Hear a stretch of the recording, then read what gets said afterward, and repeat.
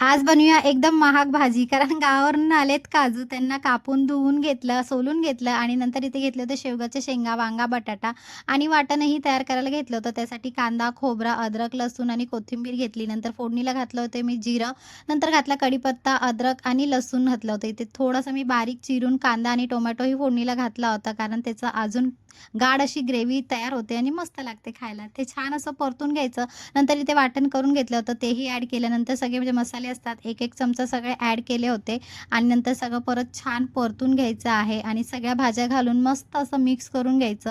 थोडं आपल्याला पाणी घालायचं आहे. मी इथे गरम पाण्याचा वापर केला होता, म्हणजे अजून मस्त लागतं टेस्टीला. छान असं चवीनुसार मीठ घातलं होतं आणि झाकण मारून शिजायला दिलं होतं. मस्त अशी ग्रेव्हीवाली भाजी आपली रेडी झाली होती. चपातीबरोबर खायला एकदम भारी लागते. कशी वाटली रेसिपी मला कमेंट करून नक्की सांगा. कोणाला गावच्या लग्नाची आठवण आली तेही मला नक्की सांगा. चला भेटूया पुढच्या एखाद्या रेसिपीमध्ये. चलो बाय.